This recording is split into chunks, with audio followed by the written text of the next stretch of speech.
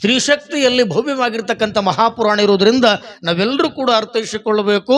ಮಾಂಗಲ್ಯ ಭಾಗ್ಯ, ಆ ಮಾಂಗಲ್ಯವೇ ನಮಗೆ ಶ್ರೀರಕ್ಷೆಯಾಗಿ ಆ ತಾಯಿ ಜಗನ್ಮಾತೆ ಕರುಣಿಸುವನು ಅನ್ನುವಂಥ ಪ್ರಾರ್ಥನೆಯೊಂದಿಗೆ ಕಾರ್ಯಕ್ರಮದಲ್ಲಿ ನಾವೆಲ್ಲ ಭಾಗಿಗಳಾಗಬೇಕಾಗಿರೋದ್ರಿಂದ ಇಲ್ಲಿ ಜಗನ್ಮಾತೆ ನಿನ್ನೆಯ ದಿವಸ ಇಡೀ ಆ ಮಹಿಷಾಸುರನ ಸೈನ್ಯವನ್ನ ನೋಡುವಷ್ಟರೊಳಗೆ ಇಡೀ ಸೈನ್ಯವನ್ನ ಸದೆ ಬಡಿದು ಎಲ್ಲಿ ನೋಡಿದಡಲ್ಲಿ ಹೆಣಗಳು ಬಿದ್ದಾವೆ, ಮಿದುಳಸ್ತಿಗಳು ಬಿದ್ದಾವೆ, ರಕ್ತದ ನದಿ ಹರಿದುಕೊಂಡು ಬಂದಿರತಕ್ಕಂಥ ಸಂದರ್ಭದೊಳಗ ಈ ಯಾವ ವಿಷಯವನ್ನ ಆ ಯಾವ ಮಹಿಷಾಸುರನ ಮಂತ್ರಿಯಾಗಿರುವಂಥ ರಸಿಲೋಮ ಕೇಳಿದಾನೆ.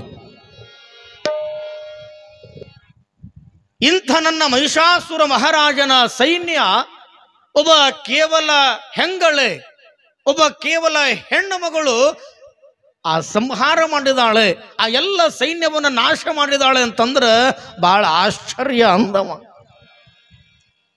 ಎಂಥ ವೀರ ಪರಾಕ್ರಮಿಗಳಿಂದಲೂ ಕೂಡ ಆಗದೇ ಇರುವಂಥ ಕೆಲಸ ಒಬ್ಬ ಕೇವಲ ಹೆಣ್ಮಗಳು ಮಾಡ್ಯಾಳ ಅಂತಂದ್ರೆ ಆ ಹೆಣ್ಣುಮಗಳ ಶಕ್ತಿ ಎಂಥದ್ದು ನೋಡೋಣ ಅಂತ ತಿಳ್ಕೊಂಡು ಇಲ್ಲಿ ಅನೇಕ ತನ್ನ ಸೈನ್ಯವನ್ನು ಕಟ್ಟಿಕೊಂಡು ತಾಯಿ ಜಗನ್ಮಾತೆಯಾಗಿರುವಂಥ ಮಹಾಮಾತೆಯಾಗಿರುವ ಇಲ್ಲಿ ಬಗಳಾಂಬ ಮುಖಿಯ ಜೊತೆಗೆ ಯುದ್ಧಕ್ಕೆ ರಣರಂಗ ಭೂಮಿಗೆ ಬರತಕ್ಕಂಥವನಾಗಿದ್ದಾನೆ.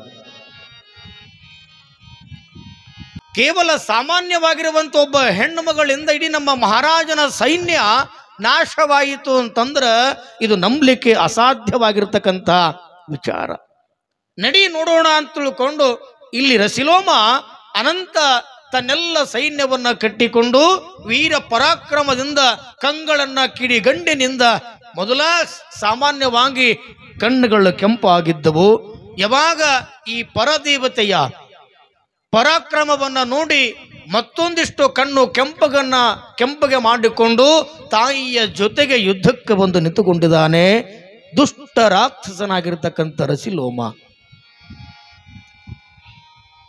ಆ ಪರಮ ಮಂಗಳಿಯಾಗಿರುವಂಥ ಪರದೇವತೆಯನ್ನ ನೋಡಿ ರಸಿಲೋಮ ಅಂತಾನೆ, ಅಲ್ಲ ನೀ ನೋಡ್ಲಿಕ್ಕೆ ಸಾಮಾನ್ಯವಾಗಿರುವಂಥ ಒಬ್ಬ ಹೆಣ್ಮಗಳು, ಇಷ್ಟೆಲ್ಲ ಈ ಸೈನ್ಯವನ್ನ ನಾಶ ಮಾಡುವಂತ ಶಕ್ತಿ, ಆ ಧೈರ್ಯ ನಿನಗೆ ಎಲ್ಲಿಂದ ಬಂತು? ನೀನು ಯಾರು? ನೀ ಇಲ್ಲಿಗೆ ಯಾಕೆ ಬಂದಿದಿ? ಸುಮ್ಮನ ನನ್ನ ಕೈಯಾಗ ಸಿಕ್ಕು ಸತ್ತು ಹೋಗುವುದಕ್ಕಿಂತಲೂ ಪ್ರಾಣದಾನ ಮಾಡೀನಿ, ಇಲ್ಲಿಂದ ಕಾಲ ಕಿತ್ತಿ ನಿನ್ನ ಪಾಡಿಗೆ ನೀವು ಹೋಗು ಅಂದ ರಸಿಲೋಮ. ಅವಾಗ ತಾಯಿ ಜಗನ್ಮಾತೆ ಅಂತಾಳೆ, ಎಲೈ ದುಷ್ಟ ರಕ್ಕಸನೆ, ನಿಮ್ಮಂತ ಆ ದುಷ್ಟರನ್ನ ಸದೆಬಡಲಿಕ್ಕಾಗಿ ನಿಮ್ಮನ್ನ ಈ ಮಣ್ಣಿನೊಳಗ ಮಣ್ಣಾಗಿ ನೀಡ್ಲಿಕ್ಕಾಗಿನೇ ಆ ಎಲ್ಲ ದೇವಾನುದೇವತೆಗಳನ್ನು ರಕ್ಷಣೆ ಮಾಡಲಿಕ್ಕಾಗಿ ಪರಮ ಪವಿತ್ರವಾಗಿರುವಂತ ಪ್ರಾರ್ಥನೆಯನ್ನ ಮಾಡಿದ್ದಾರೆ.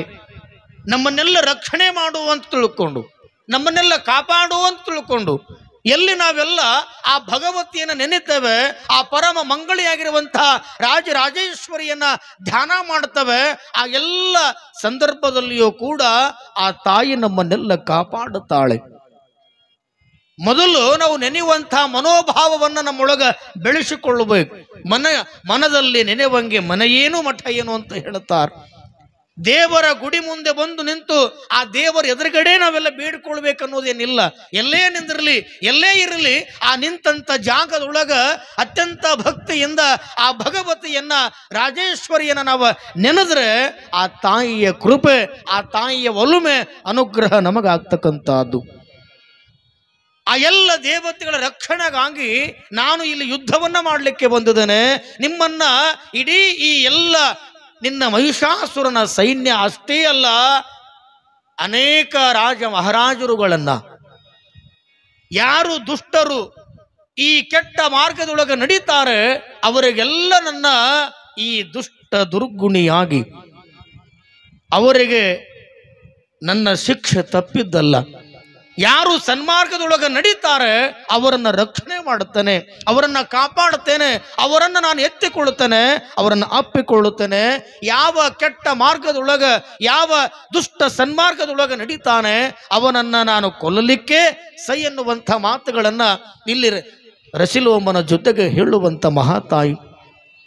ನೋಡು, ನಾನು ಹಿಮಾಲಯದಲ್ಲಿರುವಂಥವಳು, ಹಿಮಾಲಯ ವಾಸಿನಿ ಅಂತ ನನ್ನನ್ನು ಕರೀತಾರೆ. ನನ್ನ ಹೆಸರು ಮಹಾಲಕ್ಷ್ಮಿ ಅಂತ. ಯಾವಾಗ ಈ ದೇವತೆಗಳಿಗೆ ಕೊಡಬಾರದಂತ ಕಷ್ಟವನ್ನು ಕೊಟ್ಟಂತ ಸಂದರ್ಭದಲ್ಲಿ ಈ ದೇವತೆಗಳ ಅಧಿಕಾರಗಳನ್ನು ಕಸಿದುಕೊಂಡಂತ ನಿನ್ನ ಮಹಾರಾಜನಾಗಿರುವ ಮಹಿಷಾಸುರ, ಅಂತ ಮಹಾರಾಜನಿಗೆ ಹೋಗಿ ಹೇಳು, ಸುಮ್ಮನೆ ಆ ದೇವತೆಗಳ ಅಧಿಕಾರವನ್ನು ಕೊಟ್ಟು ಅವರಿಗೆ ಉಪಟಳವನ್ನು ಕೊಡದೆ ತನ್ನ ಪಾಡಿಗೆ ತಾನಿದ್ದರೆ ಚಲೋ ಇರುತ್ತದೆ.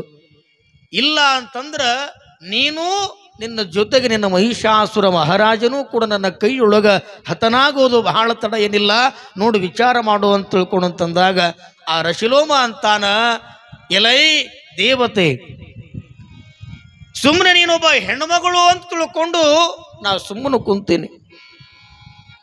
ನಿನ್ನ ಮ್ಯಾಲ ಕೈ ಮಾಡೋದು ಬಹಳ ದೊಡ್ಡದಲ್ಲ. ನಿನ್ನ ಮ್ಯಾಲ ಏರಿ ನಿನಗೆ ಕೈ ಮಾಡಿ ನಿನಗೆ ಅನಂತ ಯುದ್ಧದೊಂದಿಗೆ ಸೋಲಿಸೋದು ಬಹಳ ದೊಡ್ಡದಲ್ಲ. ಒಬ್ಬ ಹೆಣ್ಣು ಮಗಳ ಜೊತೆಗೆ ನಾನು ಯುದ್ಧ ಮಾಡಿ ಸೋತೆ ಅನ್ನುವಂಥ ಆ ಅಪಮಾನಕ್ಕೆ ನಾನು ಈಡಾಗಬಾರದಲ್ಲ, ಅದಕ್ಕೆ ನಾನು ಸುಮ್ಮನದೀನಿ, ಸುಮ್ಮನೆ ಹೋಗ ಅಂದ ರಶಿಲೋಮ. ಅವಾಗ ದೇವತೆ ಅಂತಾಳ, ನೋಡು, ನಾನು ಹೆಣ್ಮಗಳೇ ಇರಬಹುದು ಇಲ್ಲ ಅಂತಿಲ್ಲ, ಆದರೆ ಈ ಲೋಕದೊಳಗ ದುಷ್ಟ ಶಕ್ತಿಯ ಆರ್ಭಟ ಎಲ್ಲಿವರೆಗೆ ಇರ್ತದೆ ಅಲ್ಲಿವರೆಗೂ ಕೂಡ ನಾನು ಸದಾವ ಕಾಲ ನಿಮ್ಮ ಬೆನ್ನ ಹಿಂದೆ ಇರುತ್ತೇನೆ. ಬಾ ಯುದ್ಧಕ್ಕ ಅಂತ ತಿಳ್ಕೊಂಡು ಹೇಳುವಂತ ನಿಟ್ಟಿನೊಳಗ ಇಲ್ಲಿ ಆ ಯಾವ ರಶಿಲೋಮ ಆ ದೇವತೆಯಾಗಿರುವಂತಹ ಪರಮ ದೇವತೆ ಮೇಲೆ ಅನೇಕ ಬಾಣಗಳನ್ನು ಸುರಿಸ್ತಾನೆ. ಅನೇಕ ಆ ಬಾಣಗಳನ್ನು ಸುರಿಸಿರುವಂತ ಸಂದರ್ಭದೊಳಗ ದೇವಿಯ ಜೊತೆಗೆ ದೇವಿಯ ವಾಹನವಾಗಿರುವಂತ ಆ ಸಿಂಹ ಮೈತುಂಬ ಬಾಣಗಳು ಚುಚ್ಚಿರುವಂತ ಸಂದರ್ಭದೊಳಗ ಎಲ್ಲಿ ಬೇಕಲ್ಲಿ ರಕ್ತ ಸುರಿಲಿಕ್ಕತ್ತದೆ. ಅನೇಕ ಆ ರಾಕ್ಷಸರು ಸೇನಾಪತಿಗಳು ಆನೆ ಒಂಟೆ ಕುದುರೆ ಏರಿಕೊಂಡು ಬಂದು ಆ ಯಾವ ತಾಯಿ ಮಹಾಮಾತೆಗೆ ರಾಜರಾಜೇಶ್ವರಿಗೆ ಇಲ್ಲದ ತೊಂದರೆಯನ್ನ ಕೊಡ್ತಕ್ಕಂಥ ಸಂದರ್ಭದೊಳಗೆ ಆ ಯಾವ ತಾಯಿ ಜಗನ್ಮಾತೆಯಾಗಿರುವಂತಹ ಈ ಯಾವ ಅತಿ ಆಸೆಯಿಂದ ಕೂಡಿರುವಂತಹ ಈ ರಶಿಲೋಮನನ್ನ ಯಾವ ತನ್ನ ಪವಿತ್ರವಾಗಿರ್ತಕ್ಕಂಥ ಗದೆಯಿಂದ ಆ ಯಾವ ರಶಿಲೋಮನ ತಲೆಗೆ ಧಿಕ್ಕರಿಸಿ ಹೊಡೆದಾಳೆ. ತದೇಕ ಚಿತ್ತದಿಂದ ಯುದ್ಧದ ಭೂಮಿಯೊಳಗ ರಕ್ತ ಸೋರಿಸಿಕೊಂಡು ಬಿದ್ದು ಮರಣವನ್ನಪ್ಪಿದ್ದಾನೆ. ಎಲ್ಲ ಸೈನಿಕರು ಎಲ್ಲ ಪ್ರಾಣಿಗಳು ಆ ಯಾವ ಯುದ್ಧದ ಮಡುವಿನೊಳಗೆ ಬಿದ್ದು ಎಲ್ಲವನ್ನ ಪ್ರಾಣವನ್ನು ಬಿಟ್ಟಿರ್ತಕ್ಕಂಥ ಸಂದರ್ಭದಲ್ಲಿ ಮ್ಯಾಲ ಕುತುಕೊಂಡು ನೋಡುವಂತ ಎಲ್ಲ ದೇವಾನು ದೇವತೆಗಳು ಆ ಯಾವ ಪರಮ ದೇವತೆಗೆ ಪುಷ್ಪ ವೃಷ್ಟಿಯನ್ನ ಮಾಡೋದರ ಮೂಲಕ ರಶಿಲೋಮ ಸತ್ತ, ರಶಿಲೋಮ ಮಡಗಿದ, ರಶಿಲೋಮ ತನ್ನ ಪ್ರಾಣವನ್ನು ಬಿಟ್ಟ ಅನ್ನುವಂಥದ್ದೊಂದಿಗೆ ಎಲ್ಲರೂ ಸಂತೋಷ ಪಡುತ್ತಾರೆ. ರಶಿಲೋಮ ಇಲ್ಲಿ ಯಾವಾಗ ಮಡಗಿದ ಅಡಗಿದ ಅನ್ನುವಂಥದನ್ನ ಸುದ್ದಿಯನ್ನ ಕೇಳಿ ರುದಗ್ರ ಅನ್ನುವಂಥ ರಾಕ್ಷಸ ಬರ್ತಾನೆ. ಯಾವಾಗ ಇಲ್ಲಿ ರಶಿಲೋಮ ಆ ಯುದ್ಧ ಭೂಮಿಯಲ್ಲಿ ಅಡಗಿರುವಂತಹ ಸುದ್ದಿಯನ್ನ ಕೇಳಿ ಆ ಯಾವ ಮಹಿಷಾಸುರನ ಸೇನಾಪತಿಯಾಗಿರುವಂಥ ರುದಗ್ರ ಸಾಮಾನ್ಯವಾಗಿರುವಂತಹ ಹೆಂಗಳೆಯಿಂದ ನಮ್ಮ ಮಹಿಷಾಸುರ ಮಹಾರಾಜನ ಮಂತ್ರಿಯಾಗಿರುವಂಥ ರಶಿಲೋಮ ಅಡಗಿದ ಅನ್ನುವಂಥ ಸುದ್ದಿಯನ್ನು ಕೇಳಿ ಅವನೂ ಕೂಡ ಈ ಪರಮ ಮಂಗಳ ಎನಿಪ ಜಗನ್ಮಾತೆಯ ಜೊತೆಗೆ ಅನೇಕ ಸೈನ್ಯವನ್ನ ಕಟ್ಟಿಕೊಂಡು ಅವನೂ ಸಹಿತ ಯುದ್ಧಕ್ಕೆ ಬರತಕ್ಕಂಥವನಾಗಿದ್ದಾನೆ. ಯಾವಾಗ ರುದ್ರಭೂಮಿಯೊಳಗ ಆ ಯುದ್ಧವನ್ನ ಮಾಡಲಿಕ್ಕೆ ಬಂದಿರತಕ್ಕಂಥ ಸಂದರ್ಭದಲ್ಲಿ ರುದಗ್ರ ಹೇಳ್ತಾನೆ, ನಿನಗ ಇಂತಹ ಶಕ್ತಿ ಎಲ್ಲಿಂದ ಬಂತು ಅಂತ ಕೇಳ್ತಾನವ. ಸಾಮಾನ್ಯವಾಗಿ ಈ ಲೋಕದೊಳಗ ಹೆಣ್ಣು ಮಕ್ಕಳಲ್ಲಿ ಎಷ್ಟು ಶಕ್ತಿ ಇರಬೇಕು ಅಷ್ಟಿರ್ತದ. ಆದರೆ ಇವತ್ತು ಗಂಡಸಿನ ಶಕ್ತಿಯನ್ನು ಮೀರಿಸುವಂತ ಆ ಪರಾಕ್ರಮ ನಿನಗೆ ಎಲ್ಲಿಂದ ಬಂತು, ನಿನಗೆ ಯಾಕಿದೆಲ್ಲ ಬೇಕು? ತಾಯಿ ಜಗನ್ಮಾತೆ ಅಂತಾಳ, ಯಾರು ಕಷ್ಟದಿಂದ ನೋವಿನಿಂದ ಬಳಲುವಂತ ಸಂದರ್ಭದಲ್ಲಿ ನನ್ನ ಪ್ರಾರ್ಥನೆ ಮಾಡುತ್ತಾರೆ ಅವರನ್ನ ಕಾಯುವಂತಹದ್ದು ನನ್ನ ಆದ್ಯ ಕರ್ತವ್ಯವಾಗಿದೆ. ಕಾರಣ ನಿಮ್ಮ ಮಹಿಷಾಸುರನ ಆ ದರ್ಪ ದಬ್ಬಾಳಿಕೆಗೆ ಒಳಗಾಗಿ ಇಡೀ ನಮ್ಮ ಎಲ್ಲ ಆ ದೇವಲೋಕದ ದೇವತೆಗಳು ತಮ್ಮ ತಮ್ಮ ಅಧಿಕಾರಗಳನ್ನು ಕಸಿದುಕೊಂಡು ಇವತ್ತು ಪಡಬಾರದಂತ ಕಷ್ಟವನ್ನ ಪಡುತ್ತಿದ್ದಾರೆ. ಆ ನೋವನ್ನು ನೀನು ಸಹಿಸಿಕೊಳ್ಳದೆ, ನೀನು ಅರ್ಥೈಸಿಕೊಳ್ಳದೆ ನನ್ನ ಜೊತೆಗೆ ಯುದ್ಧಕ್ಕೆ ಬಂದಿಲ್ಲ, ನಿನಗೆ ನಾಚಿಕೆ ಆಗಬೇಕು ಅಂದಳು. ಯಾವಾಗ ಈ ನಿಟ್ಟಿನೊಳಗೆ ಅನೇಕ ಆ ರುದ್ರನಿಗೆ ತಾಯಿ ಜಗನ್ಮಾತೆಗೆ ಈ ರೀತಿಯೊಳಗೆ ಸಂಭಾಷಣೆ ಆಗ್ತದೆ. ಇಲ್ಲಿಲ್ಲ, ನೀನು ನನ್ನ ಕೈಯೊಳಗ ಹತನಾಗಲಿಕ್ಕೆ ಬಂದಿಯಾ ಬಾ ಅಂತ ತಿಳ್ಕೊಂಡು ಯಾವಾಗ ದೇವಿ ಜಗನ್ಮಾತೆಯಾಗಿರುವಂತ ಶಾಂಭವಿ ತನ್ನ ಯಾವ ಅನೇಕ ಆಯುಧಗಳೊಂದಿಗೆ ರುದ್ರನ ಜೊತೆಗೆ ಅನೇಕ ವರ್ಷಗಳ ಪರ್ಯಂತರವಾಗಿ ಯುದ್ಧ ನಡೀತದೆ. ಆ ಕಾಲಾಳುಗಳನ್ನ, ಅನೇಕ ಸೈನಿಕರನ್ನ, ಒಂಟೆ, ಕುದುರೆ, ಆನೆ, ಅನೇಕ ಆ ಪ್ರಾಣಿಗಳೊಂದಿಗೆ ಸೈನ್ಯವನ್ನ ಕಟ್ಟಿಕೊಂಡು ಬಂದಿರತಕ್ಕಂಥ ರುದ್ರ ಇಲ್ಲಿ ತಾಯಿಯ ಜೊತೆಗೆ ಯುದ್ಧವನ್ನ ಮಾಡಿ ಇನ್ನೇನು ಜಯಿಸಬೇಕು ಅನ್ನುವಂಥ ಸಂದರ್ಭದೊಳಗ ಪರಮ ಪಾರ್ವತಿಯಾಗಿರುವಂಥ ತನ್ನ ಶೂಲದಿಂದ, ತನ್ನ ಖಡ್ವಾಂಗದಿಂದ ಆ ರುದ್ರನನ್ನ ಎದೆಯನ್ನ ಸೀಳಿ ಅವನನ್ನ ಸಂಹಾರ ಮಾಡತಕ್ಕಂಥವಳಾಗಿದ್ದಾಳೆ. ಜಗನ್ಮಾತೆ ಶಾಂಭವಿ ಮಾತಾ ಕಿ, ಶ್ರೀ ರಾಜರಾಜೇಶ್ವರಿ ಮಾತಾ ಕಿ. ಅಂಥ ಯಾವ ರುದ್ರ ಮತ್ತು ರಶಿಲೋಮ ಇಲ್ಲಿ ದೇವಿಯ ಕೈಯೊಳಗೆ ಹತನಾಗಿ ಹೋಗಿದ್ದಾರೆ. ಹತನಾಗಿ ಹೋಗಿರುವಂತ ರುದ್ರ ಈ ರಶಿಲೋಮನ ಕಥೆಯನ್ನ ಕೇಳಿ ಇನ್ನೋರ್ವನಾಗಿರ್ತಕ್ಕಂಥ ರಾಕ್ಷಸ ಅವನಾರು ಅನ್ನತಕ್ಕಂಥದನ್ನ ನಾವೆಲ್ಲ ಈ ಪುರಾಣವನ್ನು ಓದುವುದರ ಮೂಲಕ ಕಾರ್ಯಕ್ರಮದಲ್ಲಿ ಭಾಗಿಗಳಾಗೋಣ. ಈ ರಾಯಚೂರು, ಬಳ್ಳಾರಿ, ಗದಗ, ಹಾವೇರಿ, ಧಾರವಾಡ, ಬೆಳಗಾವಿ ಭಾಗದೊಳಗೆ 4 ತಾಸು ನಡೀತದೆವು. ಇದು 18 ಅಧ್ಯಾಯದ, ಒಂದೊಂದು ಅಧ್ಯಾಯದಾಗ 70, 80, 90, 100 ನುಡಿಗಳು ಬರುತ್ತಾವ. ಆ 2 ಅಧ್ಯಾಯಗಳು ಪರಿಪೂರ್ಣವಾಗಿ ಒಬ್ರು ಓದಬೇಕು. ಆ ಓದಿರ್ತಕ್ಕಂಥದನ್ನ 2 ತಾಸು ಓದಾಕಬೇಕು. ಓದಿರ್ತಕ್ಕಂಥದನ್ನ ಅದು ಒಡೆದು ಹೇಳಕ್ಕೆ 2 ತಾಸು ಬೇಕು. ನಿಮಗೆ 1 ತಾಸು ಕೂತ್ಕೊಂಡು ಕೇಳಬೇಕಾದ್ರೆ ಒಮ್ಮೊಮ್ಮೆ ತುಕ್ಕುಡಿಕೆ ಬಂದಂಗೆ ಆಗ್ತದೆ, ಒಮ್ಮೊಮ್ಮೆ ಬ್ಯಾಸರಿಕೆ ಬಂದಂಗೆ ಆಗ್ತದೆ, ಒಮ್ಮೊಮ್ಮೆ ಆಸರಿಕೆ ಬಂದಂಗೆ ಆಗ್ತದೆ. ಈ ಆಸರಿಕೆ, ಬ್ಯಾಸರಿಕೆ, ತೂಕುಡಿಕೆ ಪರಮಾತ್ಮನ ಹತ್ರ ಹೋಗಿ ಸ್ಟ್ರೈಕ್ ಮಾಡೋದು ಬಂತು.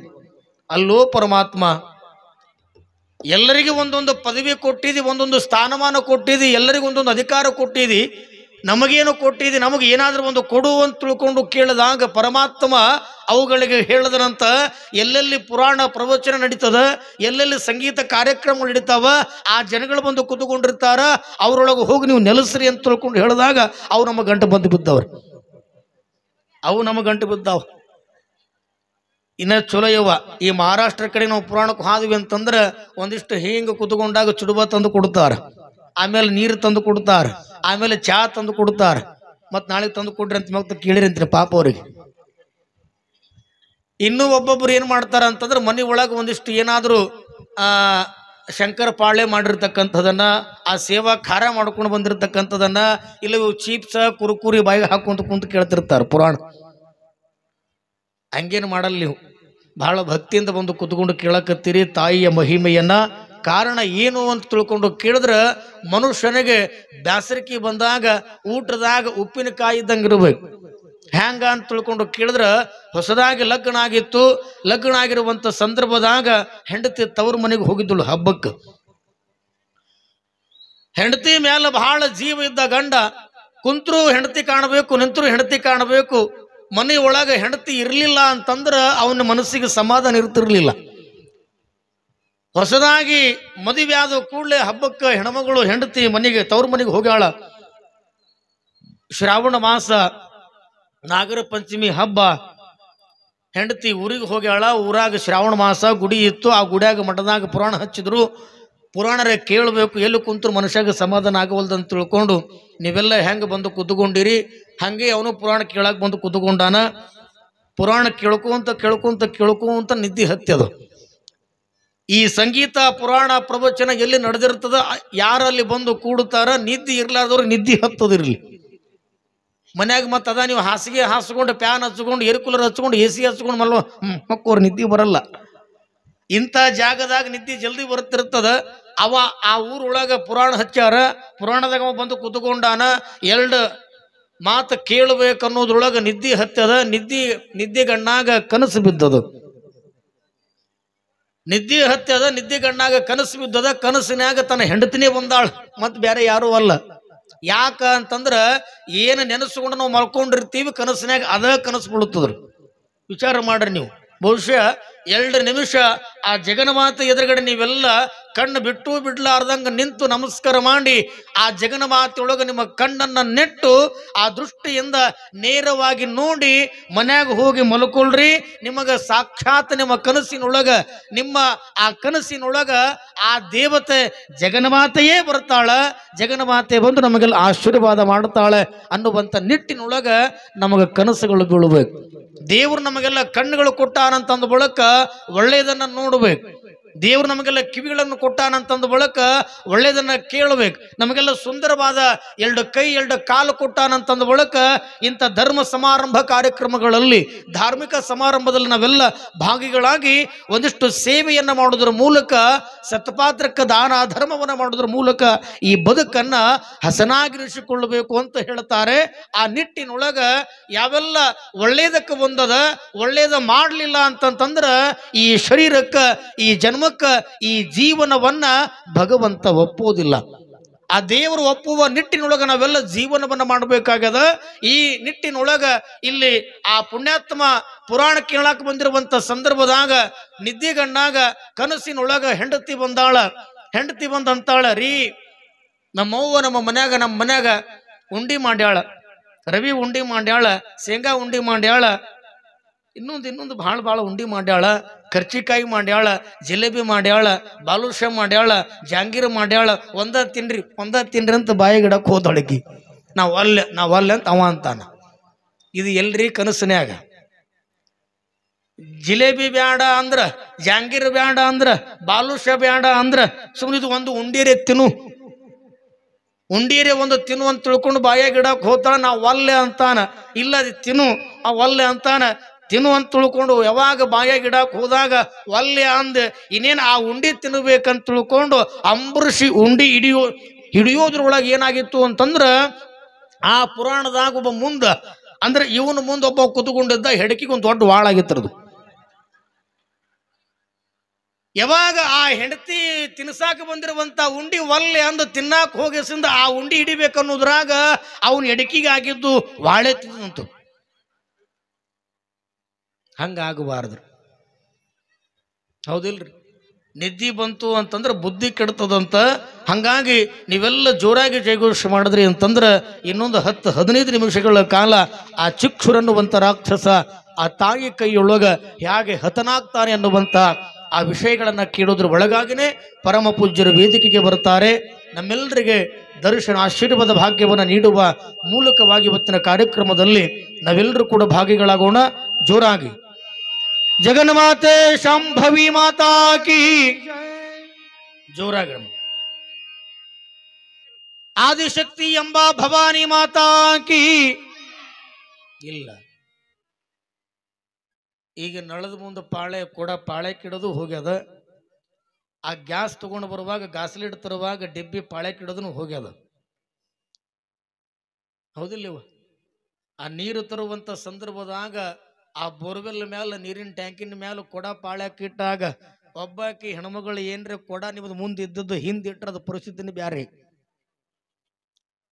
ನಿಮ್ಮ ಮುಂದೆ ಯಾವ ಕಿತ್ತೂರು ರಾಣಿ ಚೆನ್ನಮ್ಮ ಅಲ್ಲ, ಒನಕಿ ಓಬವ್ವ ಅಲ್ಲ, ಬೆಳವಡಿ ಮಲ್ಲಮ್ಮ ಅಲ್ಲ, ಅವ್ರಕ್ಕಿಂತಲೂ ಒಂದು ಹೆಜ್ಜೆ ಮುಂದಿಟ್ಟು ನಿಮ್ಮ ಒಂದು ಶೌರ್ಯ ಪರಾಕ್ರಮವನ್ನು ತೋರಿಸ್ತಕ್ಕಂಥ ಸನ್ನಿವೇಶ ಅದು ತಪ್ಪಿ ಹೋಗ್ಯದ. ಆ ಮಾತು ಬ್ಯಾರೆ. ಜೋರಾಗಿ ಜಯಘೋಷ ಮಾಡಬೇಕು. ಯಾಕಂತಂದ್ರೆ ನಿಮ್ಮೊಳಗೆ ಶಕ್ತಿ ಬಹಳ ದೊಡ್ಡದಾಗಿರ್ತದೆ. ನೀವು ಜೋರಾಗಿ ಜಯಘೋಷ ಮಾಡಿದ್ರಿ ಅಂತಂದ್ರೆ ಒಳಗಿರ್ತಕ್ಕಂಥ ಜಗನ್ಮಾತೆಗೆ ಕೇಳಿಸ್ಬೇಕು.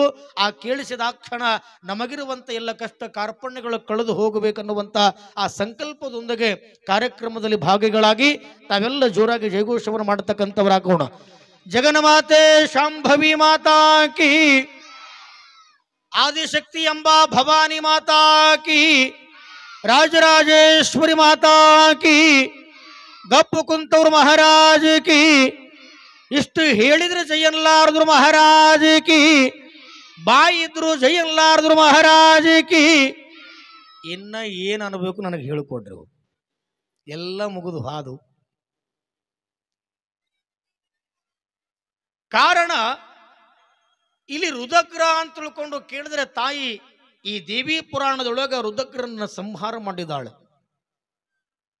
ರುದಗ್ರ ಅಂದ್ರೆ ನಮ್ಮ ದೇಹದ ಪುರಾಣದೊಳಗ ಸಿಟ್ಟು. ಸಿಟ್ಟು ಅಂದ್ರೆ ಕ್ರೋಧ. ಯಾವ ಮನುಷ್ಯನಲ್ಲಿ ಅತಿಯಾದ ಸಿಟ್ಟಿರ್ತದ ಅವನ ಮುಖದಾಗ ನಗು ಅನ್ನುವಂಥದ್ದು ಇರುವುದಿಲ್ಲ. ಯಾವಾಗ ನೋಡಿದ್ರು ಕೂಡ ಬರೀ ಸಿಡಿಸಿಡಿಕನೆ ಮಾಡ್ತಿರ್ತಾನ ಆ ಪುಣ್ಯಾತ್ಮ. ಯಾವಾಗ ನೋಡಿದ್ರು ಕೂಡ ಸಿಟ್ಟಿನಿಂದಲೇ ಮಾತಾಡ್ತಿರ್ತಾನ. ಮುಂಜಾನಿಂದ ಸಂಜೆ ತನಕನೂ ಕೂಡ ಮುಖ ಗಂಟಾಕೊಂಡೇ ಇರ್ತಾನ. ಯಾರೊಳಗೆ ಅತಿಯಾದ ಸಿಟ್ಟು ಇರ್ತದ ಅವರು ಹೇಳಕತ್ತೀನ ನಿಮಗ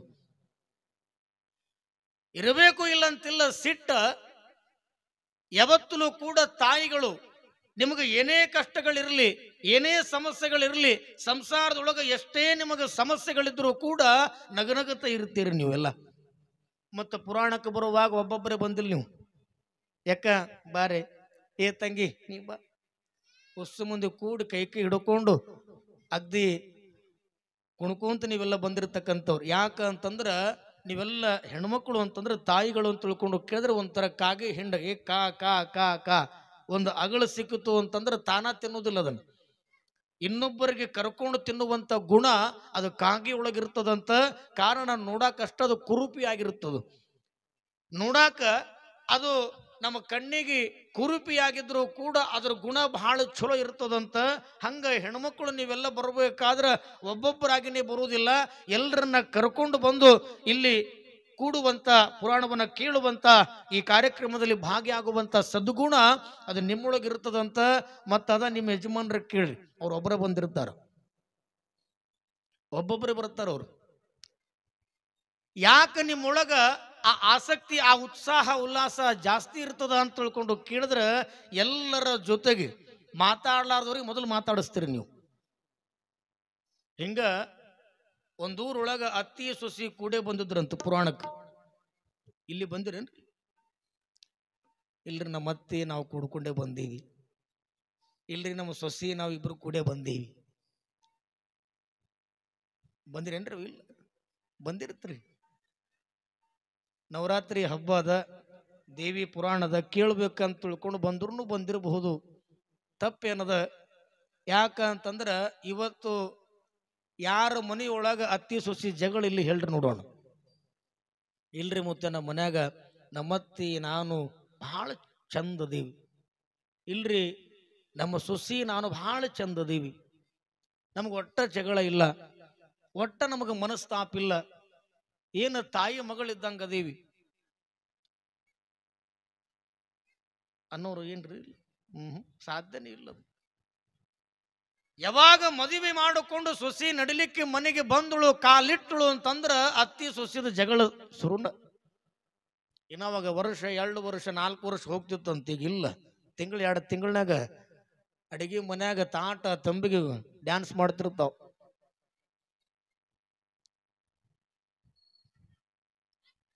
ಅತ್ತಿ ಸೊಸಿ ಕೂಡೆ ಪುರಾಣಕ್ಕೆ ಬಂದಿರುವಂತ ಸಂದರ್ಭದಾಗ, ಅತ್ತಿ ಸ್ವಲ್ಪ ಇನ್ನೂ ದೂರ ಇರುವಂತ ಸಂದರ್ಭದಾಗ ಸೊಸಿ ಆ ಕೂಡುವಂತ, ಅತ್ತಿ ಕೂಡುವಂತ ಜಾಗದಾಗ ಚಿತ್ರಾಸನ ಹಾಕಿದಳಂತ.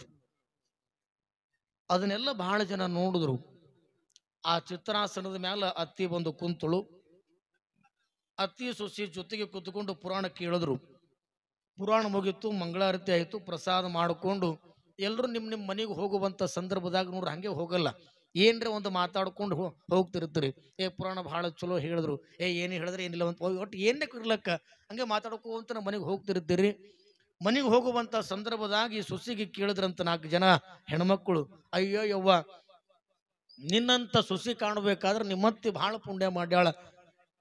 ನಿನ್ನಂತ ಸೊಸಿ ಸಿಕ್ಕಿದ್ದು ಕರಬಸವಕ್ಕನ ಪುಣ್ಯ ಬಹಳ ದೊಡ್ಡದದ ಅಂತ ತಿಳ್ಕೊಂಡು ತಂದಾಗ, ಯಾಕಂದಳಕಿ ಯಾಕಲ್ಲಕ್ಕಿ ಏನದೇವ ಅತ್ತಿ ಮ್ಯಾಲ ಅತ್ಯಂತ ಗೌರವದಿಂದ ಭಕ್ತಿ ಇಟ್ಟುಕೊಂಡು ಅತ್ತಿ ಕೆಳಗ ಚಿತ್ರಾಸನ ಹಾಕಿ ಅತ್ತಿಗೆ ಎಂತ ಗೌರವ ಕೊಡ್ತೀಯಲ್ಲ, ನಿನ್ನಂತ ಸುಸಿ ಸಿಕ್ಕಿದು ನಿಮ್ಮ ಅತ್ತಿ ಪುಣ್ಯ ಅಂತ ತಿಳ್ಕೊಂಡು ಇವರು ಮಾತಾಡಿದಾಗ ಅಕ್ಕಿ ಅಂದಳಂತ ಊಟಕ್ಕಿತ್ತಲಿ ಅದ್ರದೇನು ಪುಣ್ಯ ಯವ್ವ. ಇವತ್ತು ಪುರಾಣಕ್ಕೆ ಬರುವಾಗ ಸೀರೆ ನಂದು ಉಟ್ಟುಕೊಂಡು ಬಂದಾಳ, ಕೆಳಗ ಕೂತ್ಕೊಂಡ್ರ ಸೀರೆ ಹೊಲಸ ನಂದು ಆಗ್ತದ ಅಂತ ತಿಳ್ಕೊಂಡು ಕೆಳಗ ಚಿತ್ರಾಸನ ಹಾಕಿನ ವಿನಃ ಆಕಿನ ಮ್ಯಾಲ ಭಕ್ತಿಯಿಂದ ಹಾಕಿದ್ದಲ್ಲ, ಗೌರವದಿಂದ ಹಾಕಿದ್ದಲ್ಲ ಅಂತ ಹೇಳಿದಳು. ಅಂತ ನೀವು ಹಂಗ ಮಾಡ್ರಿ ಅಂತ ನಾಳೆಗೆ ಹಂಗೆ ಮಾಡ್ಬಾರ್ದಿವ.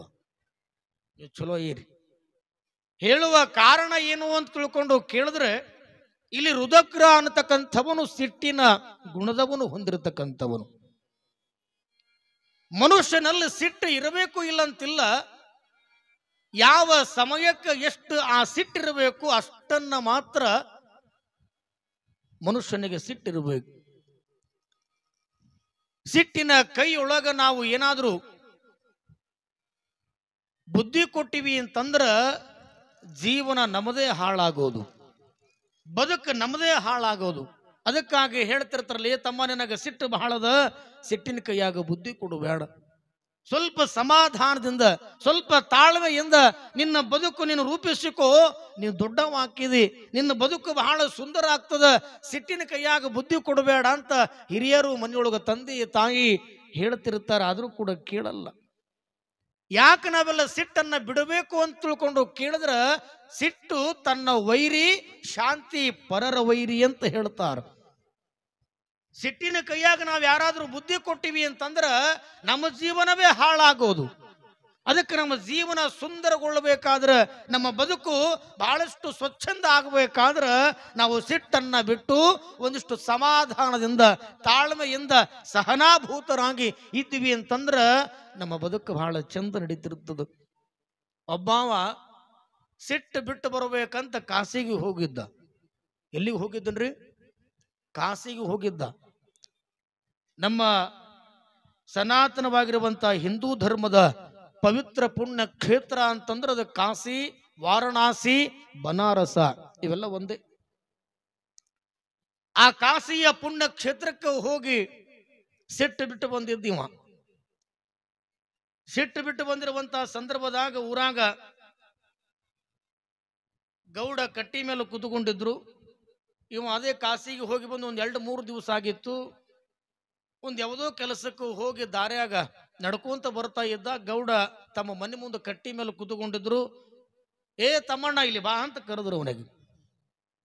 ಯಾಕೋ ಎಲ್ಲಿ ಹೋಗಿದ್ದಿ? ಒಟ್ಟ 1 ವಾರ ಇತ್ತು ಊರಾಗ ಕಂಡಿಲ್ಲ ಅಂದ. ಇಲ್ರಿ ಗೌಡ್ರ, ನಾ ಕಾಶಿಗೆ ಹೋಗಿದ್ದೆ. ಎದಕ್ಕೆ ಹೋಗಿದ್ದಿ? ಸಿಟ್ಟು ಬಿಟ್ಟು ಬರಾಕ್ ಹೋಗಿದ್ದೆ. ಹೌದಾ? ಕಾಶಿಗೆ ಸಿಟ್ಟು ಬಿಟ್ಟು ಬರಾಕ ಹೋಗ್ಯಾನ ಅನ್ನುವಂಥದನ್ನ ಸುದ್ದಿ ಕೇಳಿ ಗೌಡ ಅಂದ, ಸ್ವಲ್ಪ ಇವನಿಗೆ ಪರೀಕ್ಷೆ ಮಾಡಬೇಕು. ಸಿಟ್ಟು ಬಿಟ್ಟು ಬಂದೀನಿ ಅಂತ ಹೇಳ್ತಾನ ತನ್ನ ಬಾಯಿಲೆ ತಾನೇ. ಇವನು ಪರೀಕ್ಷೆ ಮಾಡ್ಬೇಕಂತ ತಿಳ್ಕೊಂಡು ಬಾರು ಕೇಳ್ತಾನ, ಪದೇ ಪದೇ ಕೇಳ್ತಾನ, ಮತ್ತೆ ಕೇಳ್ತಾನ. ಏನಂತ? ಎಲ್ಲಿಗೆ ಹೋಗಿದ್ದಿ? ಕಾಶಿಗೆ ಹೋಗಿದ್ದೆ. ಯಾಕೆ ಹೋಗಿದ್ದೆ? ಸಿಟ್ಟು ಬಿಟ್ಟು ಬರಾಕ್ ಹೋಗಿದ್ದೆ. ಎಲ್ಲಿಗೆ ಹೋಗಿದ್ದಿ? ಕಾಶಿಗೆ ಹೋಗಿದ್ದೆ. ಯಾಕೆ ಹೋಗಿದ್ದಿ? ಸಿಟ್ಟು ಬಿಟ್ಟು ಬರಾಕ್ ಹೋಗಿದ್ದೆ. ಎಲ್ಲಿಗೆ ಹೋಗಿದ್ದಿ? ಕಾಶಿಗೆ ಹೋಗಿದ್ದೆ. ಎದಕ್ಕೆ ಹೋಗಿದ್ದಿ? ಸಿಟ್ಟು ಬಿಟ್ಟು ಬರಾಕ್ ಹೋಗಿದ್ದೆ ಅಂತ ತಿಳ್ಕೊಂಡು ಒಂದು 10, 20, 30 ಸಾರಿ ಕೇಳದಾಗ ಹೇಳ್ತೀನಿ ನಿಮಗ ಡಿಗ್ರಿ ಹಂಗ ಇರ್ತಿತ್ತು. 50, 80, 90, 100, 200, 300 ಯಾವಾಗ ಹಿಂಗೆ ಡಿಗ್ರಿ ಏರದಾಗ ಹೇಳ್ತೀನಿ ನಿಮಗ, ಎಲ್ಲಿಗೆ ಹೋಗಿದ್ದೆ? ಕಾಶಿಗೆ ಹೋಗಿದ್ದೆ. ಎದಕ್ಕೆ ಹೋಗಿದ್ದೆ? ಸಿಟ್ಟು ಬಿಟ್ಟು ಬರಾಕ್ ಹೋಗಿದ್ದೆ ಅಂದಿವ. ಎಲ್ಲಿ ಬಿಟ್ಟು ಬಂದಿದ್ದೆಪ್ಪ? ಬಿಟ್ಟು ಬಂದಿದ್ದು ಎಲ್ಲಿ? ಅದು ನಿನ್ನೊಳಗ ಅದ. ಸಿಟ್ಟು ನಾವು ಬಿಟ್ಟು ಬರಾಕ್ ಆಗುದಿಲ್ಲ. ಕಾರಣ ಆ ಬರುವಂತ ಸಿಟ್ಟನ್ನ ಸಹಿಸಿಕೊಳ್ಳಬೇಕು, ತಡೆದುಕೊಳ್ಳಬೇಕು. ಸಮಾಧಾನ, ಶಾಂತಿ, ನೆಮ್ಮದಿ, ಸುಖ ಇವತ್ತಿನ ದಿನಮಾನಗಳಲ್ಲಿ ಅದನ್ನು ರೊಕ್ಕ ಕೊಟ್ಟು ಪಡೆದುಕೊಳ್ಳಾಕ ಬಹಳ ಜನ ಸರತಿ ಸಾಲಿನಲ್ಲಿ ನಿಂತುಕೊಂಡಾರ ಖರೆ. ಆದ್ರೆ ಅದನ್ನು ರೊಕ್ಕಕ್ಕಾಗಿ ಸಿಗುವಂಥದ್ದಲ್ಲ. ಇವತ್ತು ಕೋಟಿಗಟ್ಟಲೆ ಬೆಲೆ ಬಾಳತಕ್ಕಂಥ ವಸ್ತುಗಳನ್ನ ನಾವೆಲ್ಲ ಖರೀದಿ ಮಾಡ್ತೇವೆ, ಅದನ್ನ ನಾವೆಲ್ಲ ಕೊಂಡುಕೊಳ್ಳುತ್ತೇವೆ. ಆದರೆ ಈ ಸುಖ, ಶಾಂತಿ, ನೆಮ್ಮದಿ, ಸಮಾಧಾನ, ಈ ಸಹನೆ ಅನ್ನುವಂಥದನ್ನ ಏನ್ ರೊಕ್ಕಕ್ಕಾಗಿ ಸಿಗುತ್ತಿತ್ತು, ಅಂಗಡಿಯೊಳಗೆ ಮಾರಾಟ ಮಾಡ್ತಿದ್ರು ಅಂತಂದ್ರ ಸುಮ್ಮನೆ ಹೋಗಿ ರೊಕ್ಕ ಕೊಟ್ಟು ತಗೊಳ್ಳೋದಲ್ಲ, ಸಾಲಿನ ಮ್ಯಾಲ ಸಾಲಿನಾಗ ನಿಂತುಕೊಂಡು ನಾವೆಲ್ಲ ಖರೀದಿ ಮಾಡ್ತಿದ್ವಿ. ಕಾರಣ ಅದು ರೊಕ್ಕಕ್ಕಾಗಿ ಸಿಗುವಂಥದ್ದಲ್ಲ, ದುಡ್ಡು ಕೊಟ್ಟರೆ ಸಿಗುವಂಥದ್ದಲ್ಲ. ಅದು ಎಲ್ಲಿ ಸಿಗುತ್ತದೆ ಅಂತ ತಿಳ್ಕೊಂಡು ಕೇಳಿದ್ರೆ ಜಗನ್ಮಾತೆಯಾಗಿರುವಂಥ ಅಂಬಾ ಭವಾನಿಯ ಪವಿತ್ರವಾದ ಈ ಪುಣ್ಯ ಕ್ಷೇತ್ರದೊಳಗ ಅದು ಸಿಗತಕ್ಕಂಥದ್ದಾಗಿದೆ. ಇದು ಮತ್ತೊಂದು ಕಡೆ ಸಿಗತಕ್ಕಂಥದ್ದಲ್ಲ. ಮನುಷ್ಯನ ಬದುಕಿನೊಳಗೆ ಇವತ್ತಿನ ದಿವಸ ಎಲ್ಲರೂ ಕೂಡ ನಾವೆಲ್ಲ ಆರಾಮಾಗಿರ್ಬೇಕಾದ್ರೆ ಒಂದಿಷ್ಟು ಸುಖ ಬೇಕಾಗ್ಯದ. ಸಾಸಿವೆ ಕಾಳಿನಷ್ಟು ಸುಖಕ್ಕ ಸಾಗರದಷ್ಟು ದುಃಖ ಅಂತ ಹೇಳ್ತಾರ. ಹಾಗೆ ನಾವೆಲ್ಲ ಪ್ರಾಣಿ ಸಂಗ್ರಹಾಲಯ ಅಂತ ನೋಡ್ತೇವೆ. ಇವತ್ತು ಅನೇಕ ಪುಸ್ತಕಗಳಿರುವಂತ ಗ್ರಂಥಾಲಯ ನೋಡ್ತೇವೆ. ಹಂಗ ನಮ್ಮೆಲ್ಲರ ಬದುಕು ಏನಾಗ್ಯದ ಅಂತ ತಿಳ್ಕೊಂಡು ಕೇಳಿದ್ರ ಇಡೀ ದುಃಖವನ್ನು ತುಂಬಿಕೊಂಡಿರ್ತಕ್ಕಂಥ ದುಃಖದ ಆಲಯವಾಗಿ ನಿರ್ಮಾಣಗೊಂಡದ. ಯಾರಿಗೆ ಕೇಳ್ತೀರಿ, ಯವ್ವ ನನಗೆ ಸುಖ ಇಲ್ಲ, ಯವ್ವ ನನಗೆ ನೆಮ್ಮದಿ ಇಲ್ಲ, ನನಗಿವತ್ತು ಸಮಾಧಾನ ಇಲ್ಲ, ಯಾಕ? ಆ ಬದುಕ ನಾವು ಹಂಗ ಬದುಕೊಂಡು ಬಂದೀವಿ. ಇರೋ ತನಕ ನಾವೆಲ್ಲ ದಾನ ಧರ್ಮ ಪರೋಪಕಾರಗಳನ್ನ ಮಾಡಿ ಇವತ್ತು ಅನೇಕ ಮನುಷ್ಯರ ಬದುಕಿನೊಳಗ, ಮಾನವನ ಬದುಕಿನೊಳಗ ಇನ್ನೊಬ್ಬರಿಗೆ ಸಹಾಯ ಸಹಕಾರವನ್ನ ನಾವೆಲ್ಲ ಮಾಡೋದ್ರ ಮೂಲಕ ಯಾಕೆ ನಾವೆಲ್ಲ ದುಃಖವನ್ನ ತಂದುಕೊಂಡಿವಿ ಅಂದ್ರ ಬೇಕು ಬೇಕು ಬೇಕು ಅನ್ನುವಂಥದನ್ನ ನಾವೆಲ್ಲ ಬೇಕು ಅಂದೀವಿ. ಇವತ್ತು ದುಃಖದಾಗ ಬಿದ್ದು ಒದ್ದಾಡಕತ್ತೀವಿ. ಮಹಾತ್ಮರಾಗಿರ್ತಕ್ಕಂಥವರು, ಶರಣರಾಗಿರ್ತಕ್ಕಂಥವರು, ಶಿವಯೋಗಿಗಳಾಗಿರ್ತಕ್ಕಂಥವರು ಎಲ್ಲವನ್ನ ಧಿಕ್ಕರಿಸಿದರು. ಸದಾವ ಕಾಲ ಆ ಪರಮ ಪವಿತ್ರವಾಗಿರ್ತಕ್ಕಂಥ ಜಗನ್ಮಾತೆಯನ್ನ ಸಾಕ್ಷಾತ್ ಆ ಪರಮೇಶ್ವರಿಯನ್ನ ಇವತ್ತು ಸಾಕ್ಷಾತ್ಕಾರ ಮಾಡಿಕೊಂಡ್ರು. ಆ ತಾಯಿಯೊಳಗ ತಾಯಿ ಆಶೀರ್ವಾದದಿಂದ ಆನಂದದ ಬದುಕನ್ನ ಇವತ್ತು ಸಾಗಿಸಿಕೊಂಡು ಬಂದಾರೆ ಅಂತ ತಿಳ್ಕೊಂಡನ ಈ ನಾಡಿನೊಳಗ ಅನೇಕ ಮಹಾತ್ಮರು, ಅನೇಕ ಶಿವಯೋಗಿಗಳು ಆನಂದವಾಗಿ ಜೀವನವನ್ನು ಮಾಡುತ್ತಿದ್ದಾರೆ. ಅಂಥ ಯಾವ ಮಹಾನುಭಾವರಾಗಿರುವಂತ ಇವತ್ತು ನಮ್ಮ ನಾಡು ಇವತ್ತು ಎಂಥ ಪವಿತ್ರಗೊಂಡದೆ ಅಂತ ತಿಳ್ಕೊಂಡು ಕೇಳಿದ್ರೆ ಈ ಯಡ್ರಾಮಿ ಭಾಗದೊಳಗ ಸುಮ್ಮನೆ ಒಂದು 4-6 ಕಿಲೋಮೀಟರ್ದಲ್ಲಿರ್ತಕ್ಕಂಥ ಕಡಕೋಳದ ಮಡಿವಾಳಪ್ಪನವರು ಎಂತ ಸಾಹಿತ್ಯವನ್ನು ಬರೆದ್ರು ಅಂತಂದ್ರ ಬಹಳ ಜನ ಸಾಹಿತಿಗಳು ಒಂದಿಷ್ಟು ಸಾಹಿತ್ಯವನ್ನ ಕದ್ದು ಬರೆದ್ರು, ಒಂದಿಷ್ಟು ಜನ ಮುಚ್ಚಿ ಬರೆದ್ರು, ಒಂದಿಷ್ಟು ಜನ ಈ ಸಮಾಜಕ್ಕೆ ಹೆದರಿ, ಈ ಸಮಾಜಕ್ಕೆ ಸಾಕಷ್ಟು ಇವತ್ತು ಅನೇಕ ಸಮಾಜದ ಜನರಿಗೆ ಹೆದರಿ ಸಾಹಿತ್ಯವನ್ನು ಬರೆದ್ರೆ ಕಡಕೋಳದ ಮಡಿವಾಳಪ್ಪ ಇವತ್ತು ವೈರಾಗ್ಯದ ಉತ್ತುಂಗದ ಶಿಖರವನ್ನ ಇರತಕ್ಕಂಥ ಮಡಿವಾಳಪ್ಪನವರು ಇವತ್ತು ಇದ್ದದ ಸಾಹಿತ್ಯ ಇದ್ದಂಗ ಬರೆದ್ರು. ಯಾರಿಗೆ ಹೆದರಲಿಲ್ಲ, ಯಾರಿಗೆ ಅಳಕಲಿಲ್ಲ, ಯಾರಿಗೆ ಅಂಜಲಿಲ್ಲ. ಆ ಸಾಹಿತ್ಯದೊಂದಿಗೆ ಈ ಜಗತ್ತಿನ ಜನರ ಓರೆ ಕೂರೆಗಳನ್ನು ತಿದ್ದುವುದರ ಮೂಲಕ ತಮ್ಮ ಬದುಕನ್ನ ಸಾಗಿಸಿಕೊಂಡು ಬರುತ್ತಾರೆ. ಈ ಲೋಕದೊಳಗ ಕಡಕೋಳದ ಮಡಿವಾಳಪ್ಪನವರು, ಇಲ್ಲೇ ಅರಳಗುಂಡಗಿಯೊಳಗ ಶರಣಬಸವೇಶ್ವರರು ದಾಸೋಹದ ಮೂಲಕವಾಗಿ ಇಡೀ ಜಗತ್ತಿನೊಳಗ ಜನ ಜಾಗೃತಿ ಉಂಟು ಮಾಡತಕ್ಕಂಥ ಶರಣಬಸವೇಶ್ವರರು ಹುಟ್ಟಿದಂಥ ನಾಡು. ಅಂಥ ನಾಡಿನೊಳಗ ನಾವೆಲ್ಲ ಹುಟ್ಟಿದ್ದೇವೆ, ಅಂಥ ನಾಡಿನೊಳಗ ನಾವೆಲ್ಲ ಜೀವನವನ್ನು ಮಾಡತಕ್ಕಂಥವರಾಗಿದ್ದೇವೆ. ಕಾರಣ ನಾವೆಲ್ಲ ಆನಂದವಾಗಿ ಸುಖ ಶಾಂತಿ ನೆಮ್ಮದಿಯಿಂದ ನಾವೆಲ್ಲ ಜೀವನವನ್ನು ಮಾಡಬೇಕಾಗ್ಯದ. ಯಾಕ ಅಂತ ತಿಳ್ಕೊಂಡು ಕೇಳಿದ್ರೆ ಗಂಡ ಹೆಂಡತಿ ಮನೆಯೊಳಗ ಊಟ ಮಾಡಿ ಮಲ್ಕೊಂಡಿದ್ರು. ಮಲ್ಕೊಂಡಂತ ಸಂದರ್ಭದಾಗ ಹೆಂಡತಿ ಗೊರಗೊರ ನಿದ್ದೆ ಮಾಡ್ಲಕ್ಕತ್ತಲಕ್ಕೆ ನಿದ್ದೆ ಹತ್ತತು. ಹೆಣ್ಮಕ್ಳಿಗೆ ಜಲ್ದಿನೇ ನಿದ್ದೆ ಹತ್ತದಿವ, ಪಾಪ ಹೈರಾಣ ಆಗಿರ್ತೀರಿ. ಮುಂಜಾನೆದು ಸಂಜೆ ತನಕ ಕೆಲಸ ಮಾಡಿ ಇವ ಗಂಡ ಮಲ್ಕೊಳ್ಳಿಲ್ಲ. ಹಣೆಗೆ ಕೈ ಹಚ್ಕೊಂಡು ಚಿಂತೆ ಮಾಡ್ಕೊಂತ ಕುಂತ ಅಕ್ಕಿ 2-3 ತಾಸು ನಿದ್ದೆ ಮಾಡಿ ಎದಕ್ಕೋ ಒಂದಕ್ಕೆ ಎದ್ದಳು. ಎದ್ದು ಕೂಡಲೇ ನೋಡ್ತಾಳ ಗಂಡ ಹಣೆ ಕೈ ಹಚ್ಕೊಂಡು ಕುಂತಿದ್ದ. ಯಾಕ್ರಿ ಅಂದಳಕಿ. ಅಲ್ಲ, ಟೈಮ್ ಎಷ್ಟಾಗ್ಯದ, ರಾತ್ರಿ ಆಗ್ಯದ, ಇಡೀ ಊರಾಗ ಎಲ್ಲಾ ಜನ ಮಲ್ಕೊಂಡಾರ, ನಾನು ಕೂಡ ಮನ್ಯಾಗ ಮಲ್ಕೊಂಡು 2-3 ತಾಸು ನಿದ್ದೆ ಮಾಡಿ ಎದ್ದೀನಿ, ನಿಮ್ಗೆ ಯಾಕೆ ನಿದ್ದೆ ಹತ್ತಲಾಗ್ಯದ, ಏನಾಗ್ಯದ ಹೇಳ್ರಿ ಅಂದ್ರಕಿ. ಏನಿಲ್ಲ, ಬೆಳಗರದ್ರ ಎದುರು ಮನೆ ಯಜಮಾನಗ 1 ಲಕ್ಷ ರೂಪಾಯಿ ಕೊಡ್ಬೇಕು. ಬೆಳಗ್ಗೆ ಮುಂಜಾನೆ ಆದ್ರ ಎದುರು ಮನೆ ಯಜಮಾನಗ 1 ಲಕ್ಷ ರೂಪಾಯಿ ಕೊಡಬೇಕು. ನನ್ನ ಕಡೆ ನೋಡಿದ್ರೆ 1 ರೂಪಾಯಿ ಇಲ್ಲ. ಹ್ಯಾಂಗ ಮಾಡಬೇಕು ಚಿಂತೆ ಹತ್ತದ. ಇಲ್ಲ ಅಂತಂದ್ರ ನನ್ನ ಮರ್ಯಾದೆ ಕಳಿತಾನ, ಇಡೀ ಊರು ಜನರನ್ನ ಕರೆಸಿ ಆ ರೊಕ್ಕ ಕೊಟ್ಟಿಲ್ಲ ಅನ್ನುವಂಥದಿಂದ ನನಗೆ ಅಪಮಾನ ಮಾಡ್ತಾನ, ಹ್ಯಾಗ ಮಾಡಬೇಕು ಅಂತ ತಿಳ್ಕೊಂಡು ಕೇಳಿದಾಗ ಅವಾಗ ಹೆಂಡತಿ ಅಂದಳು, ಇದಕ್ಕೆ ಯಾಕೆ ನೀ ವಿಚಾರಿಟ್ಟು ಚಿಂತೆ ಮಾಡ್ಲಕತ್ತಿದ ಅಂದ್ರಿ. ಇದಕ್ಕೆ ಯಾಕಿಟ್ಟು ಚಿಂತೆ ಮಾಡ್ಲಕತ್ತೀರಿ, ಏನು ಚಿಂತೆ ಮಾಡಬೇಡ್ರಿ, ಈಗಲೇ ಎದ್ದು ಅವನ ಮನೆ ಬಾಗಲ ಬಡದು ಅವನಿಗೆ ಎಬ್ಬಿಸಿ ನಿನಗೆ 1 ಲಕ್ಷ ರೂಪಾಯಿ ಕೊಡಬೇಕಾಗಿತ್ತು, ನಿನಗೆ ಕೊಡೋದಾಗಲ್ಲ, ಏನು ಮಾಡ್ಕೋತಿ ಮಾಡ್ಕೊ ಅಂತ ತಿಳ್ಕೊಂಡು ಹೇಳಿ ನೀ ಬಂದು ಮಕ್ಕೋ, ಅವ ಎದ್ದು ಕೊಡ್ತಾನ ಅಂದಳಿಕೆ. ಯಾಕಾಗಲಕ್ಕಂತ ತಿಳ್ಕೊಂಡು ಹೆಂಡತಿ ಮಾತು ಕೇಳಿ, ಅದಕ್ಕೆ ಕೇಳ್ಬೇಕಂತ ಹೆಂಡ್ರ ಮಾತು. ಹೆಂಡತಿ ಮಾತೊಳಗೆ ಬಹಳ ಮರ್ಮ ಇರ್ತದ. ಆ ಹೆಂಡತಿ ಮಾತು ಕೇಳಿ ಎಲ್ಲ ಮನೆ ಎದುರಿಗೆ ಇತ್ತು. ಟೈಮ್ 2-3 ಗಂಟೆ ಆಗ್ಲಕ್ಕತ್ತದ. ಇವ ಬಡ ಬಡ ಬಂದು ಅವನು ಮನೆ ಬಾಗಿಲ ಬಡದ. ಮನೆ ಬಾಗಿಲ ಬಡ ಇಷ್ಟೊತ್ತಿನಾಗ ಯಾರು ಅಂತ ತಿಳ್ಕೊಂಡು ಬಾಗಿಲ ತೆಗೆದು ನೋಡುತ್ತಾನ. ಬೆಳಗ್ಗೆ ಮುಂಜಾನೆ ಹರಿದ್ರ 1 ಲಕ್ಷ ರೂಪಾಯಿ ಕೊಡುವಂತ ಮನುಷ್ಯ ಎದುರಿಗೆ ಬಂದು ನಿಂತಾನ. ಯಾಕೋ ಇಷ್ಟೊತ್ತಿನಾಗ ಬಂದಿ ಅಂತ ಅವ ಕೇಳಿದಾಗ, ನೋಡಪ್ಪ ನಿನಗೆ ಬೆಳಗರೆದ್ರೆ 1,00,000 ರೂಪಾಯಿ ಕೊಡ್ಬೇಕಂತ ನಾ ಮಾಡಿದ್ದೆ ಖರೆ ಇಲ್ಲ ಅಂತಿಲ್ಲ, ಆದ್ರೆ ಕೊಡುವುದಿಲ್ಲ, ಏನು ಮಾಡ್ಕೋತಿ ಮಾಡ್ಕೋ ಅಂತ ತಿಳ್ಕೊಂಡು ಹೇಳಿ ಬಂದು ಮಕ್ಕೊಂಡ ಅವ ಎದ್ದು ಕುಂತ, ಅವನಿಗೆ ಹಿಡಿತಿದ್ವು. ಇಷ್ಟೊತ್ತಿಂತನ ಇಲ್ಲಿ ತನ ಇವ ಕೊಡ್ತೀನಿ ಅಂತ ತಿಳ್ಕೊಂಡ್ರು ಹೇಳದವ, ಇವಾಗ ಈಗ ಬಂದು ಯಾಕೆ ಕೊಡಲ್ಲ ಅಂದ ಅಂತ ತಿಳ್ಕೊಂಡು ಇವನಿಗೆ ಬಿಟ್ಟಿತು, ಅವನಿಗೆ ಹಿಡ್ಕೊಂತು. ಏನು ಚಿಂತೆ ಇರತಕ್ಕಂತಹದ್ದು. ಈ ಚಿಂತೆ ಮನುಷ್ಯನ ಬದುಕಿನೊಳಗೆ ಬಂತು ಅಂತಂದ್ರ ನಮ್ಮನ್ನ ಸುಟುಕೊಂತ ಹೋಗ್ತದ. ಚಿಂತೆ ಮತ್ತು ಚಿತೆ ಇವೆರಡಕ್ಕಿರುವಂತ ವ್ಯತ್ಯಾಸ ಏನು ಅಂತಂದ್ರ ಬಿಂದು ಮಾತ್ರೇಣ ವಿಶೇಷತಃ, ಕೇವಲ ಒಂದು ಬಿಂದು. ಆ ಬಿಂದು ಇಟ್ಟಿವಿ ಅಂತಂದ್ರ ಚಿಂತೆ ಆಗ್ತದ, ಆ ಬಿಂದು ತೆಗೆದಿವಿ ಅಂತಂದ್ರ ಚಿತೆ ಆಗ್ತದ. ಆ ಬಿಂದು ಇವತ್ತು ನಮ್ಮನ್ನೆಲ್ಲ ಸುಡ್ತಕ್ಕಂಥದ್ದಾಗಿದೆ. ಇವತ್ತು ಚಿಂತೆ ಮಾಡೋದು ಬೇಡ, ಇವತ್ತು ಜಗನ್ಮಾತೆಯಾಗಿರುವಂತಹ ಅಂಬಾ ಭವಾನಿಯ ಚಿಂತನೆಗಳನ್ನು ನಾವು ಮಾಡಿದ್ರೆ ಇಡೀ ನಮ್ಮೆಲ್ಲರ ಬದುಕು ಪಾವನಗೊಳ್ಳುತ್ತದೆ, ಅದು ಪವಿತ್ರವಾಗ್ತದ. ಆ ತಾಯಿಯ ದಯೆಯಿಂದ ಆಶೀರ್ವಾದದಿಂದ ಅನ್ನತಕ್ಕಂಥದನ್ನ ಹೇಳಿ, ಯಾವಾಗ ಮಹಿಷಾಸುರನ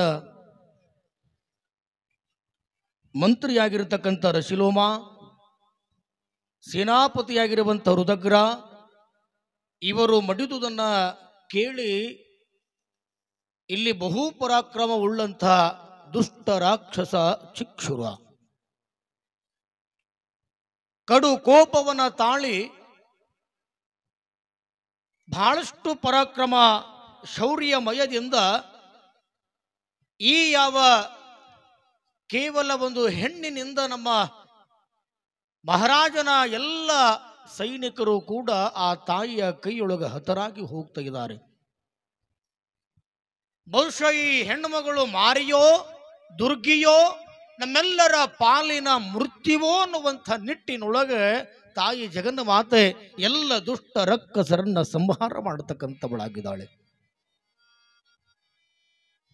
ಈ ರಾಕ್ಷಸ ವಿಚಾರ ಮಾಡ್ತಾನೆ, ಯಾವ ಜಗನ್ಮಾತೆಯ ಎದುರುಗಡೆ ಒಂದು ಯುದ್ಧವನ್ನ ಮಾಡಬೇಕು ಅನ್ನುವಂಥ ಸಂದರ್ಭದಲ್ಲಿ ನೀನು ಸಾಮಾನ್ಯವಾಗಿರುವಂತ ಹೆಣ್ಣಲ್ಲ, ನೋಡಲಿಕ್ಕೆ ಮಾತ್ರ ಹೆಣ್ಣು ಮಗಳಾಗಿ ಕಾಣ್ತೀಯ, ಆದರೆ ನಿನ್ನಲ್ಲಿರುವಂತ ಶಕ್ತಿ ಅದು ಸಾಮಾನ್ಯವಾಗಿರುವಂಥದ್ದಲ್ಲ. ಹೌದು, ಇಷ್ಟೆಲ್ಲ ರಾಶಿ ರಾಶಿಯೊಳಗ ಹೆಣಗಳು ಬಿದ್ದಾವೆ, ಎಲ್ಲಿ ನೋಡಿದ್ರು ಕೂಡ ಮಿದುಳಸ್ತಿಗಳು ಬಿದ್ದಾವೆ, ಎಲ್ಲಿ ನೋಡಿದ್ರು ಕೂಡ ರಕ್ತವನ್ನ ಜಲಪಾತದಂತೆ ನದಿಯಂತೆ ಹರಿದು ಬರಕತ್ತದಲ್ಲ. ನಿನಗೆ ಸ್ವಲ್ಪ ಏನಾದ್ರೆ ಕರುಣೆ ಅನ್ನುವಂಥದ್ದು ಅದ ಏನು ಅಂತ ಈ ಚಿಕ್ಕಡ ಕೇಳ್ತಾನೆ ಜಗನ್ಮಾತೆಗೆ. ಎಲ್ಲೋ ರಕ್ಕಸನೆ, ನಿನ್ನ ಸೈನ್ಯವನ್ನ, ನಿನ್ನ ಮಹಾರಾಜನ ಎಲ್ಲ ಸೇನಾಪತಿಗಳನ್ನ ಇವತ್ತು ಇಲ್ಲಿ ದುಷ್ಟರಾಗಿ ನನ್ನ ಜೊತೆಗೆ ಯುದ್ಧವನ್ನ ಮಾಡಿ ಸದೆಬಡಿದಿರುವಂತ ಅಡಗಿರುವಂತ ಸಂದರ್ಭದೊಳಗ ನಿನಗೆ ಹೀಗನಿಸ್ತದಲ್ಲ. ಆದ್ರೆ ಆ ದೇವಾನು ದೇವತೆಗಳು ನಿಮಗೇನು ಮಾಡಿದ್ರು? ಏನೂ ಅರಿಯದೇ ಇರುವಂತ ತಮ್ಮ ತಮ್ಮ ಜವಾಬ್ದಾರಿಯ ಕಾರ್ಯ ಕೆಲಸಗಳನ್ನ ಆನಂದವಾಗಿ ನಿಭಾಯಿಸುವಂತ ಸಂದರ್ಭದಲ್ಲಿ ಆ ಯಾವ ಮಹಿಷಾಸುರ ದರ್ಪದಿಂದ ದಬ್ಬಾಳಿಕೆಯಿಂದ ಅವರಿಗಿರುವಂತ ಅಧಿಕಾರಿಗಳನ್ನ ಕಸಿದುಕೊಂಡು ಅವರಿಗೆ ಕೊಡುವಂತ ಉಪಟಳವನ್ನ ಕೊಡುವಂತ ಸಂದರ್ಭದಲ್ಲಿ ನಿಮ್ಮ ಮಹಿಷಾಸುರನಿಗೆ ತಿಳಿಯಲಿಲ್ಲವೇ? ಬಾಯುದ್ದಕ್ಕೆ ನನ್ನ ಜೊತೆಯೇ ತಿಳ್ಕೊಂಡು ಹೇಳಿದಾಗ ಚಿಕ್ಷುರ ತನ್ನೆಲ್ಲ ಸೈನ್ಯವನ್ನ ಕಟ್ಟಿಕೊಂಡು ಅನೇಕ ಆಯುಧಗಳನ್ನ ಧರಿಸಿ ಆ ಯಾವ ರಥವನ್ನ ಏರಿ ರಥಾರೂಢನಾಗಿ ಜಗನ್ಮಾತೆಯ ಜೊತೆಗೆ ಯುದ್ಧಕ್ಕೆ ಬಂದಿರತಕ್ಕಂಥವನಾಗಿದ್ದಾನೆ. ಚಿಕ್ಷುರನ ಸೈನ್ಯದ ಮೂಲಕವಾಗಿ ಅನೇಕ ಸೈನಿಕರು, ಕಾಲಾಳುಗಳು, ಅನೇಕ ಆ ಒಂಟೆ ಕುದುರೆ ಆನೆಗಳ ಮೇಲಿರುವಂತ ಎಲ್ಲ ಮಾವುತರುಗಳು ಅನೇಕ ಆ ಬಿಲ್ಲಿಗೆ ಬಾಣವನ್ನ ಇರಿಸಿ ಆ ಯಾವ ಜಗನ್ಮಾತೆಯ ಮೂಲಕವಾಗಿ ಅನೇಕ ಬಾಣಗಳನ್ನ ಬಿಟ್ಟಾರೆ. ಆ ಎಲ್ಲ ಬಾಣುಗಳನ್ನ ತತ್ತು ಕ್ಷಣದೊಳಗ ಮುರಿದು ಹಾಕುತ್ತಾಳೆ ಜಗನ್ಮಾತೆ ಶಾಂಭವಿ. ಚಿಕ್ಷುರ ಆ ಯಾವ ಜಗನ್ಮಾತೆಯ ಒಡಗೂಡಿ ಅನೇಕ ದಿನಗಳ ಪರ್ಯಂತರವಾಗಿ ಯುದ್ಧವನ್ನ ಮಾಡಿದಾಗ ಈ ಯುದ್ಧವನ್ನ ನೋಡುವಂತ ಎಲ್ಲ ದೇವಾನು ದೇವತೆಗಳಂತಿದ್ರಂತ ಯಾವಾಗ ಚಿಕ್ಷುರ ತಾಯಿಯ ಕೈಯೊಳಗ ಹತನಾಗಿ ಹೋಗ್ತಾನೆ, ಇನ್ನೇನು ಸಮೀಪಕ್ಕೆ ಬಂದದ, ಇನ್ನೇನು ತಾಯಿ ಜಗನ್ಮಾತೆ ಆ ಚುಕ್ಷುರನನ್ನ ಸಂಹಾರ ಮಾಡೇ ಬಿಟ್ಟಳು ಅನ್ನುವಂತ ಸಂದರ್ಭದೊಳಗ ತನ್ನ ಯಾವ ಕತ್ತಿಯಿಂದ ಆ ಚುಕ್ಷುರನ ತಲೆಯನ್ನ ಸೀಳಿ ಆ ಯಾವ ಚುಕ್ಷುರನನ್ನ ಸಂಹಾರ ಮಾಡತಕ್ಕಂಥವಳಾಗಿದ್ದಾಳೆ ಜಗನ್ಮಾತೆ. ಆದಿಶಕ್ತಿ ಎಂಬ ಭವಾನಿ ಮಾತಾ ಕಿ, ಜಗನ್ಮಾತೆ ಶಾಂಭವಿ ಮಾತಾ ಕಿ. ಅಂಥ ಯಾವ ಈ ಚುಕ್ಷುರ ಕಾಮದ ಗುಣದಲ್ಲಿ ಹುಟ್ಟಿರ್ತಕ್ಕಂಥವನು. ಈ ಮನುಷ್ಯನ ಶರೀರದೊಳಗೂ ಕೂಡ, ಈ ಮನುಷ್ಯನ ದೇಹದೊಳಗೂ ಕೂಡ ಕಾಮ ಅನ್ನತಕ್ಕಂಥದ್ದು. ಕಾಮ ಒಂದೇ ಇಲ್ಲ, ಕಾಮದ ಜೊತೆಗೆ ಅನೇಕ ಗುಣಗಳು. ಕಾಮ, ಕ್ರೋಧ, ಲೋಭ, ಮೋಹ, ಮದ, ಮತ್ಸರ ಅನ್ನುವಂಥ ದುಷ್ಟ ಗುಣಗಳು, ಈ ದುರ್ಗುಣಗಳಿಂದ ಈ ಮನುಷ್ಯನ ಪಾವನವಾಗಿರುವಂಥ ಜನ್ಮವನ್ನ ಹಾಳು ಮಾಡತಕ್ಕಂಥದ್ದಾಗದು. ಅದಕ್ಕಾಗಿ ನಾವೆಲ್ಲ ಈ ನವರಾತ್ರಿಯ ಉತ್ಸವದ ನಿಮಿತ್ತವಾಗಿ ದೇವಿ ಪುರಾಣವನ್ನ ಕೇಳಿ ಆ ದೇವಿಯ ಮಹೋನ್ನತವಾಗಿರ್ತಕ್ಕಂಥ ಆಶೀರ್ವಾದವನ್ನ ಪಟ್ಟುಕೊಳ್ಳುವುದರ ಜೊತೆಗೆ ನಮ್ಮಲ್ಲಿರುವಂಥ ದುಷ್ಟ ಗುಣಗಳನ್ನ ಕಳೆದು ಈ ಜೀವನವನ್ನ ಪಾವಿತ್ರತೆಯಿಂದ ನಾವೆಲ್ಲರೂ ಕೂಡ ಆನಂದವಾಗಿ ಜೀವಿಸಬೇಕು ಅನ್ನುವಂಥದ್ದನ್ನ ಈ ಅನೇಕ ದೃಷ್ಟಾಂತಗಳ ಮೂಲಕವಾಗಿ ಇಲ್ಲಿ ಚಿದಾನಂದ ಅವಧೂತರು ಅನೇಕ ರಕ್ಕಸರ ವೃತ್ತಾಂತವನ್ನ, ಅನೇಕ ಆ ಯುದ್ಧದ ವರ್ಣನೆಯನ್ನು ಬಹಳ ಸುಂದರವಾಗಿ ಬರೆದುಕೊಂಡು ಬಂದಿರತಕ್ಕಂಥವರಾಗಿದ್ದಾರೆ. ನಮ್ಮೊಳಗಿರ್ತಕ್ಕಂಥ ಕಾಮ, ಕಾಮ ಅಂದ್ರೆ ಆಸೆ, ಅಂಥ ಆಸೆಯನ್ನ ನಾವು ನೀವೆಲ್ಲ ನಮ್ಮ ದೇಹದಿಂದ ಹೊಡೆದೋಡಿಸಿ ಈ ಸುಂದರವಾದ ಜೀವನವನ್ನ ಹಸನಾಗಿಸಿಕೊಂಡು ಬದುಕುವಂಥವರಾಗೋಣ ಅನ್ನುವಲ್ಲಿಗೆ ಇವತ್ತಿನ ಈ ದೇವಿ ಪುರಾಣವನ್ನ ಗುರುಪಾದ ಅರ್ಪಣೆಯನ್ನ ಮಾಡಿ